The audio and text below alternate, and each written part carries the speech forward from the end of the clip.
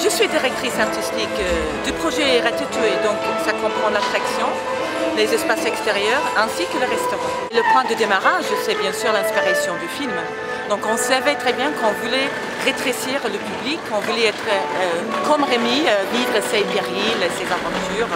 C'était le point de démarrage. Comment faire sentir qu'on est tout petit? Ça se traverse beaucoup par le visuel.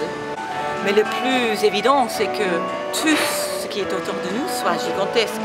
Ça, c'est les choses qui montrent tout de suite qu'on est devenu tout petit. Le défi principal, c'était dans l'attraction, c'était de créer une fusion entre les images et les décors physiques.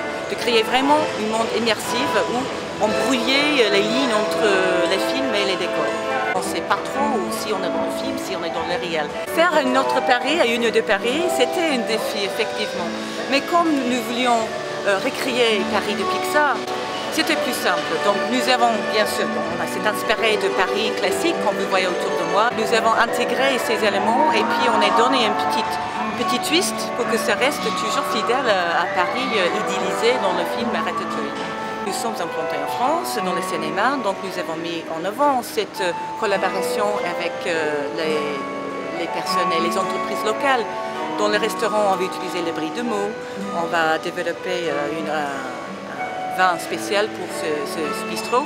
Donc effectivement, on a envie de participer avec l'écosystème local.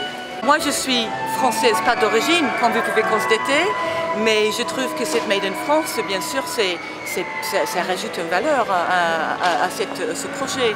Les éléments Made in France sont d'une bonne qualité en principe, donc bien sûr, pour moi, c'est quelque chose de plus.